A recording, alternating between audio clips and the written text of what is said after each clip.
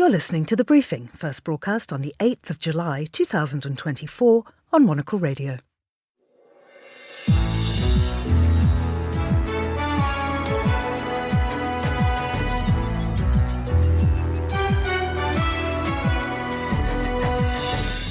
Hello and welcome to The Briefing, broadcasting to you live from Studio One here at Midori House in London.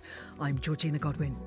Coming up on today's programme, plans for the forced relocation of Palestinians. We'll get the details of what's been called demographic engineering. We'll cross to Nairobi, where at least 11 people were killed during a demonstration yesterday. Our correspondent there brings us up to speed. Then, when there is a ceasefire and when reconstruction, broader scale reconstruction will be possible, then we are ready, I think, to step up. Odile Renaud-Basso, who's head of the European Bank for Reconstruction and Development, gives us a preview of the Ukraine Recovery Conference. We'll also have a roundup of the top news coming out of Asia. And finally, the best face and our essence is to show real masterpieces which are connected to our lives. The ever-popular Italy Pavilion at the Osaka Expo. All that right here on The Briefing with me, Georgina Godwin.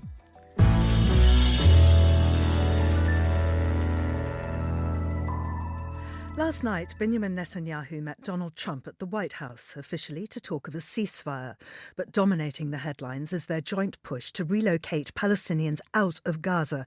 They're calling it voluntary, but rights groups say it's forced transfer and accuse both leaders of engaging in demographic engineering. But there is another alarming element. Israel's defense minister has confirmed plans to force the population of Gaza into a vast encampment on the ruins of Rafah, describing it as a humanitarian city under tight Israeli control. UN officials and legal experts warn it's a blueprint for crimes against humanity. Well, joining me now is Rina Bassist, who's senior editor at Al Monitor and Paris-based correspondent of the Israeli Public Radio. Rina, many thanks for talking to us. I wonder if you could start by giving us more detail on what the Defense Minister, Israel Katz, has said about the relocation of Palestinians to Rafah. Yes, hello, Georgina. Now, we don't have so many details about this plan, a plan that for me is not a serious one. But what Defense Minister Israel Katz said yesterday, what he told reporters was that he was advancing a sort of a plan to establish what he called a new humanitarian city in the southern Gaza Strip on the ruins of Gaza. And the idea is to accommodate there at an initial stage, if we can say that, around 600,000 Palestinians, people who are living or were living in the Massawi area. You know, this is the coastal part of the Gaza Strip where most of the centers for the distribution of humanitarian aid are located. So to bring them into this new humanitarian city, with the Israeli army, with Tzal controlling that only real Gaza residents, if you want to use that, people will be living there and not people of Hamas. That is his idea. But as I said, for me, it does not seem a very serious plan. And we know that talks are ongoing in Doha, indirect talks between Israel and Hamas for a ceasefire agreement, and I think nobody can imagine that Hamas will go along with such a plan. So if this was a serious plan, it would mean that these talks have absolutely no point, and I don't think this is the situation. I mean, can Israel credibly claim this is a humanitarian city under international law? Is it even legal?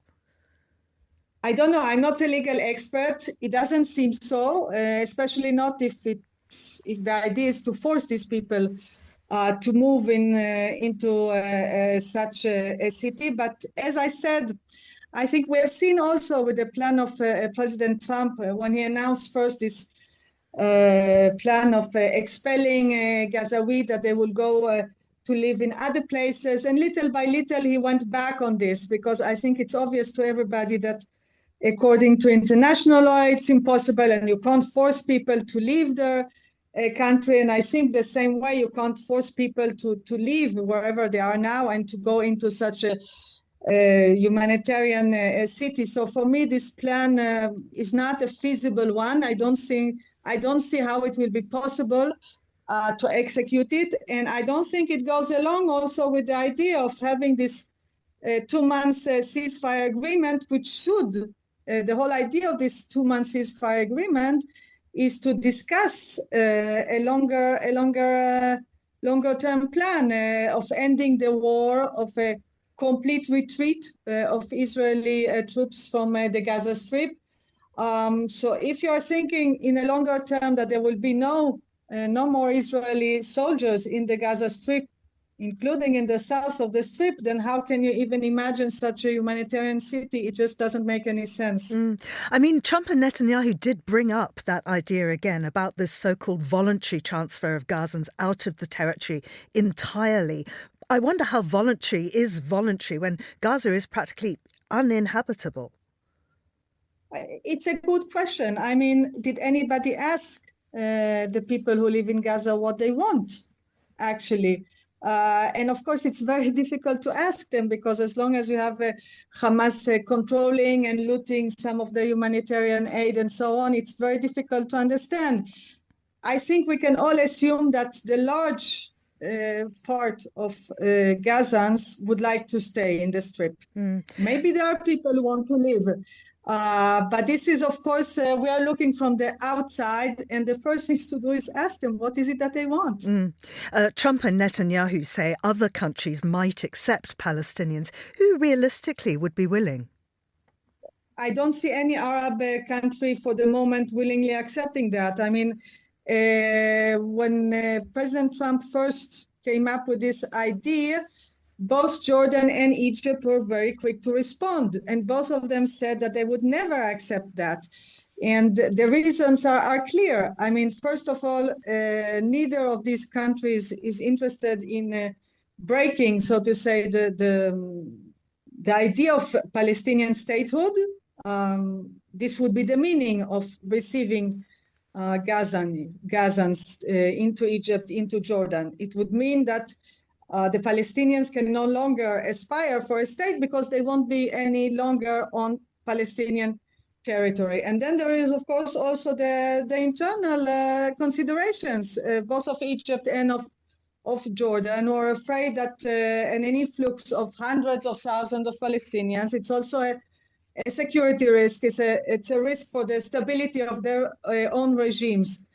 So these two countries, whom at the beginning, President Trump even cited as possible destinations for Gaza residents, both of them refused to be any part of such a plan. To think that Gazans can be driven to further away Arab countries, that's also, it doesn't seem very feasible. Rina, thank you very much indeed. That was Rina Bassist, who's senior editor at Al Monitor and Paris-based correspondent of the Israeli Public Radio. Now, here's Anita Riotta with the day's other news stories. Thanks, Georgina. The first state visit is set to take place in Windsor today in more than 10 years, when the UK hosts French President Emmanuel Macron. Macron will address parliamentarians in the Palace of Westminster's Royal Gallery, and tomorrow is set to join a UK-France summit with Prime Minister Sir Keir Starmer. The National Museum of Korea has seen a 64% increase in visitors compared to the same period last year. The figure also marks the highest attendance in the 20 years since the museum's relocation to central Seoul. The museum attributes the rise in numbers to the growing popularity of global Hallyu content, known as the Korean Wave, expanding into the realm of traditional culture. A Japanese shipping giant is partnering with British companies to develop the world's first floating data center platform. Earlier this year, a consortium of Japanese companies announced a pilot project to deploy an offshore floating data center off the coast of Yokohama. The data center will be installed on a float alongside solar and battery storage facilities, which will be used to power it. Those are the day's headlines. Back to you, Georgina. Thanks, Anita. Kenya is once again in turmoil. On Monday, the 35th anniversary of the original Saba Saba pro-democracy protests, young demonstrators flooded the streets across Nairobi and beyond, decrying police brutality, corruption and the soaring cost of living. The unrest turned deadly, with at least 11 people reported killed and accusations of live fire and plainclothes officers operating alongside gangs. As of this morning, tensions remain high and the situation is still unfolding. Well, joining us now is Navina Kaur, who's Monocle's Nairobi correspondent. Navina, what are you seeing where you are? Are protests continuing today? I do have to say, I think today the tension has calmed down a bit, but it's important to stress what a ghost town Nairobi became yesterday. Because of these planned protests, the police and the security forces had really locked down the city. It was almost impossible to enter from outside the Nairobi city borders. People were being frisked as they were entering the city to go to work, and a lot of businesses shut in order to kind of stay safe and also save their employees from having to go through that kind of police treatment. So at the moment it is fairly calm. I think people are trying to get on top of the casualty figures. We already know that at least 11 people have been killed, but it remains, we haven't heard from the president or anyone else yet. And do we know who specifically was targeted, or was it random? So the patterns we have seen over the last couple of weeks is that the police feels enabled to be quite violent and to shoot at people. We saw that at a protest about two weeks ago when a policeman was caught in front of cameras, basically shooting someone into the head. This person died a couple of weeks later. Then the Interior Minister, after the protest that happened here last week, issued a shoot to kill order that we understand most of the policemen have not been abiding by. But there's a lot of tension on side of the police, and the police has been meeting these protests that human rights organizations are saying are peaceful protests with a lot of violence. And what's the security presence like today? Are plainclothes or unmarked units still active? So I think we have to assume that unmarked units are still active. The other pattern that has emerged over the last couple of weeks and months are that people who are seen to be instigating these protests, coordinating these protests, are being abducted. Some of them have died in police custody. So I think there's a lot of fear at the moment that there's a backlash from the security forces. On Sunday, ahead of this protest that kind of happened and didn't happen in Nairobi, victims of police violence had actually called for a press conference at the Kenya Human Rights Commission. This press conference was stormed not by security forces, but people think by so-called goons who were hired by either the security forces or the government to disrupt this press conference. So there's a lot of tension and a sense of unpredictability when it comes to the violence here. And when it comes to the actual root of the protest, is it about the deaths of Albert Ojwang and others, or has it become something broader? I think it has become something broader. Let's remember the protest really started last year as a sort of resistance movement against tax hikes that the president wanted to introduce in order to collect more taxes in order to repay debt, as he put it. People were able to stop actually these tax hikes. He had to withdraw this bill. But since then, these protests haven't stopped. As you have mentioned, this person who was a teacher, Albert Ojwang, he was 31 years old, was abducted by policemen about a month ago. He had made remarks about corruption among the police force a couple of days earlier. He was abducted and 2 days later found dead. The police initially said that he had killed himself, but later were forced to admit that he was probably tortured to death in prison. That then led to more protests, and overall I think there is a sense of real frustration with this government. People want this government to go, and I think there's also a real sense that unless the pressure remains on the street, nothing is going to change. And will it remain? What is the atmosphere amongst protesters? Are they frightened? Are they angry? Or are they determined? And what do the organisers say what will happen next? I think the organizers or people who are organizing this, supporting these protests, are being very careful about the steps they're taking. For example, this press conference that I was talking about earlier, where women who had lost kids, who were killed by police forces at these protests, they are fearful for their own lives, fearful for the lives of their other children, and have decided not to give interviews anymore and step out of the limelight. So I think it's a mix of fear, but also a lot of young Kenyans, let's remember this is a Gen Z movement, are kind of prepared to stay on the streets, prepared to take this forward until there is some kind of real change. And do you think there is any hope of change? I don't really see the president giving in to these demands. I think there are some kind of statements being made from people close to him talking about a national dialogue. But let's remember there's a lot at stake here. He was democratically elected, and I don't really see him leaving office 2 years early. Navina, stay safe. Thank you so much for taking the time to talk to us today at a very concerning time for Kenya. That's Navina Kaur, Monocle's Nairobi correspondent. You're listening to The Briefing on Monocle Radio.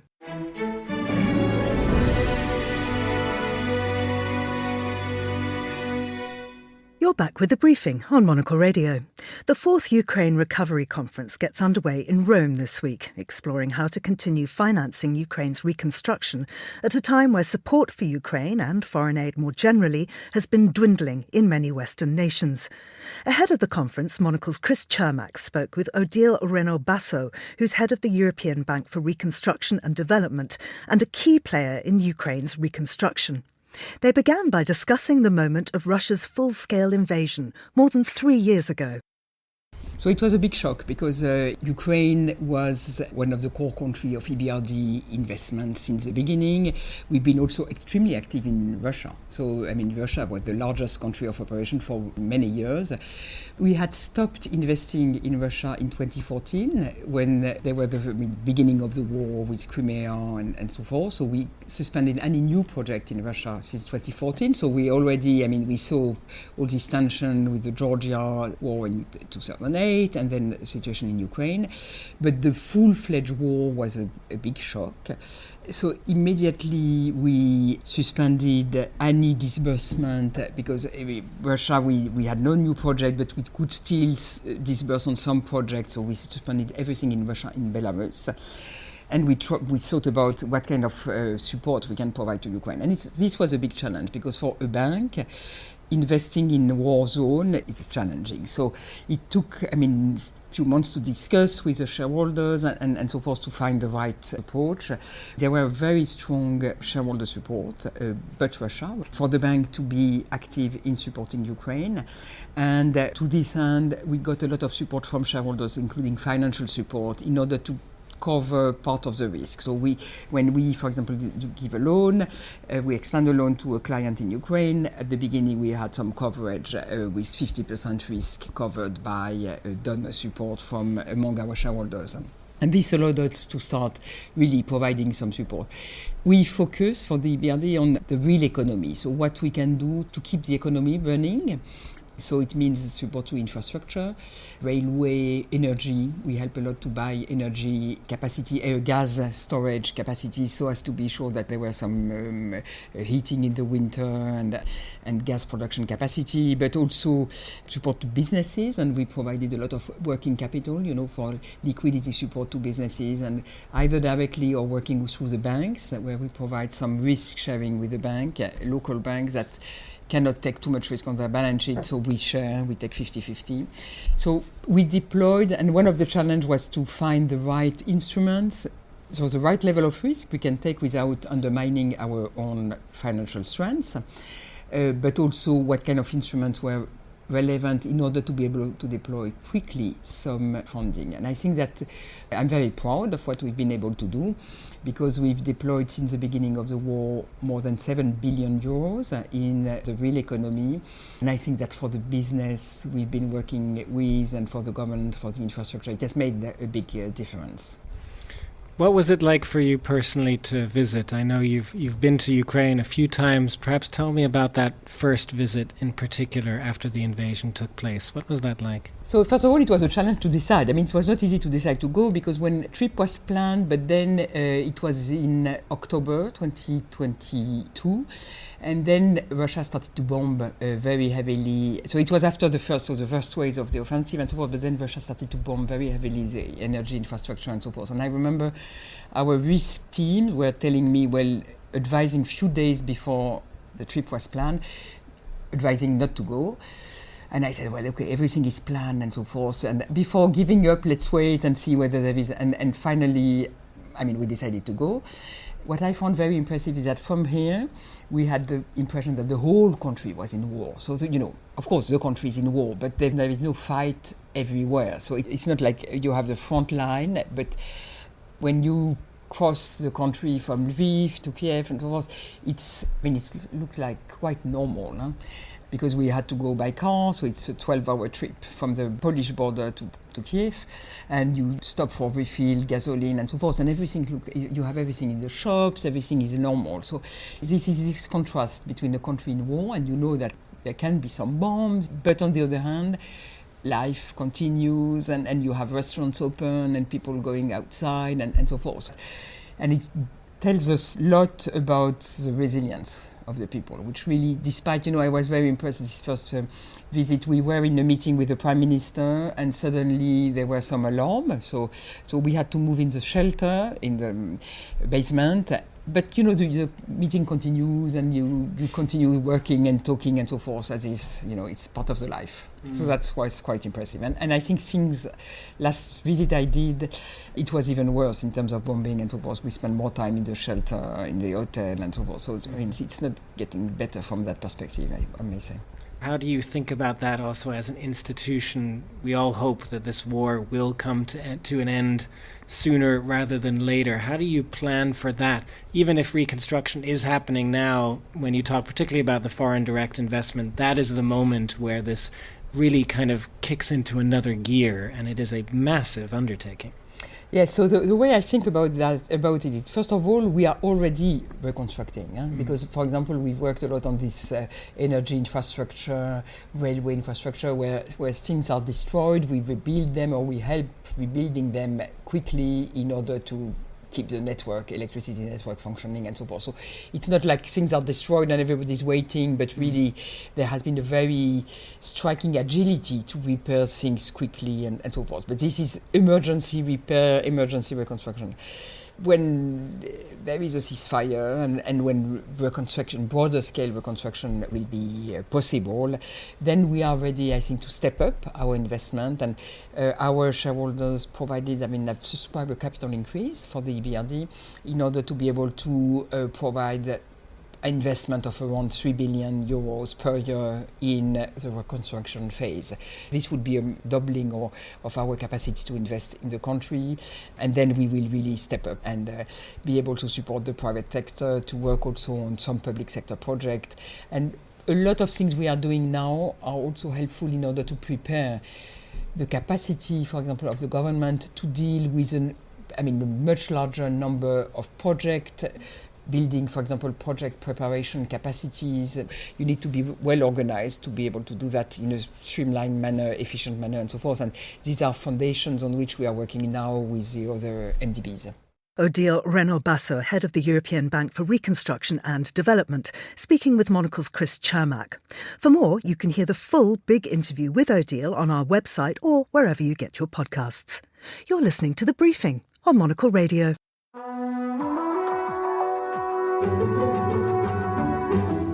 Well, it's time now for a wrap of news from Asia with Monocle's Deputy Head of Radio, Tom Webb, who joins me in the studio. Tom, hello to you. Hello, Georgina. How are we doing? I'm doing extremely well. It's sunny in London and it's glorious day, and I'm very happy that you're sitting next to me. It's gorgeous, but the hay fever is back. There's a lot of sniffles upstairs. There is that. But we've got to be glass half full, I think. We do, yes. Let's talk about, in fact, a glass half full approach to something that's extremely serious. So in Taipei, there are air raid and disaster prevention exhibitions going on, but they're trying to make it fun. Yeah, exactly. We were just hearing about the situation in Ukraine.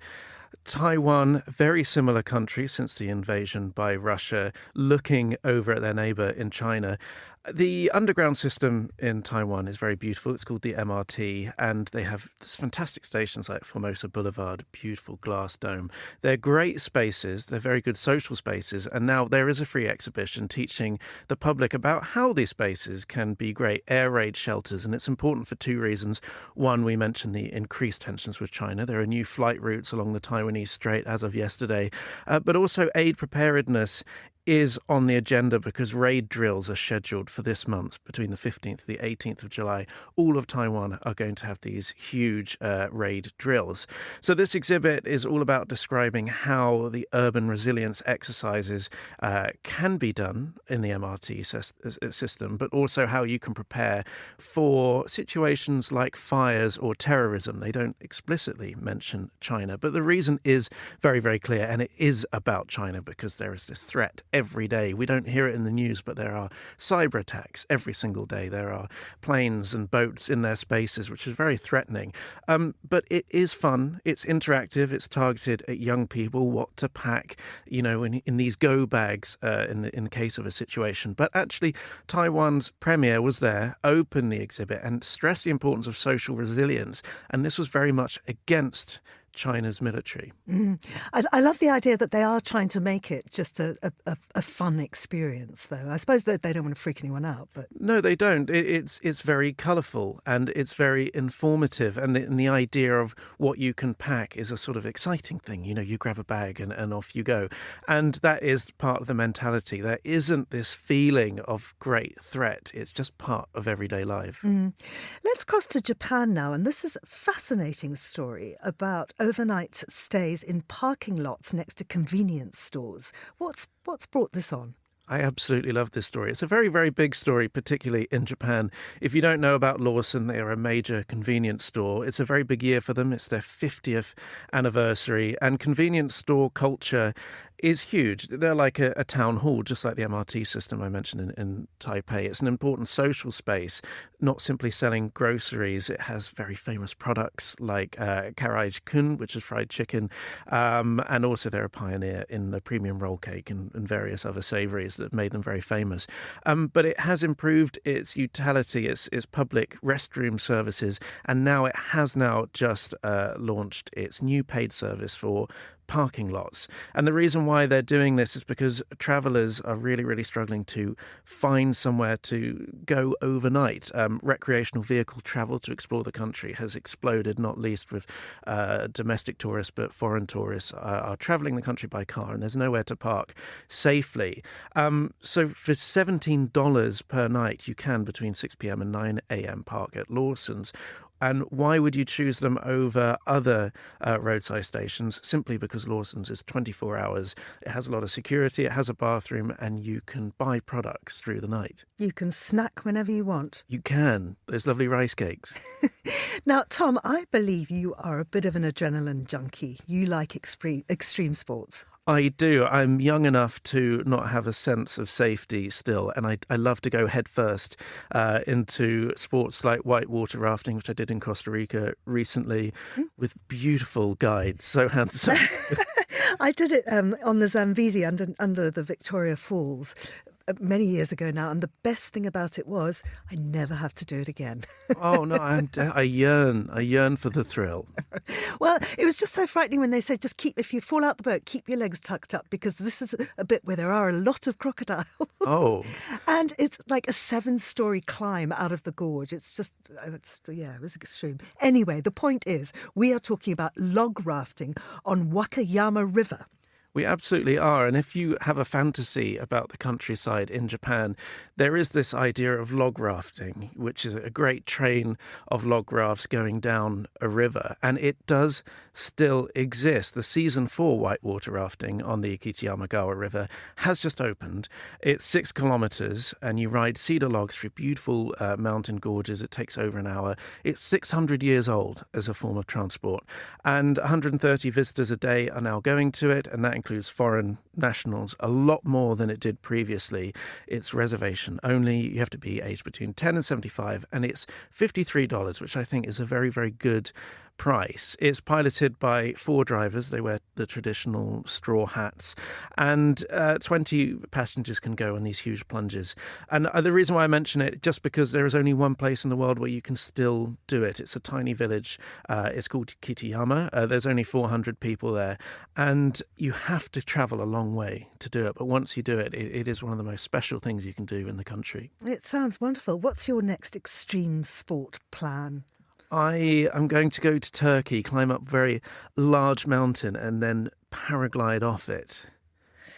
My word. Good luck with that. Tom Webb, Monocle's Deputy Head of Radio there. You're listening to Monocle Radio.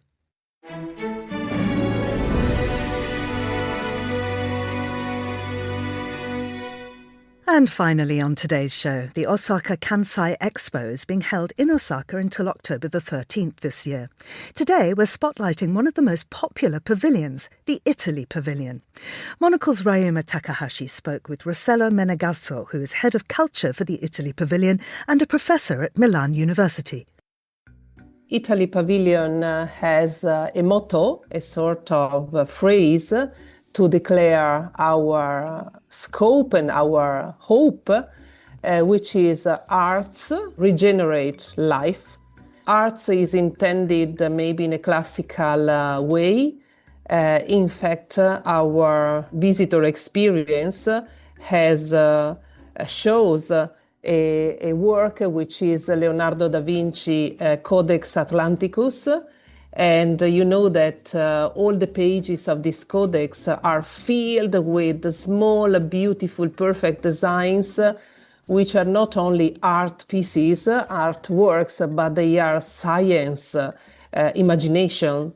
Leonardo da Vinci was really a sort of human being who represents creativity in all its aspects, and he is really a person who implies arts and science all together. We have also another big piece, another big artwork in the pavilion, at the center of the pavilion, which is the Atlas Farnese, l'Atlante Farnese, coming from the MAN, from Naples Archaeological Museum.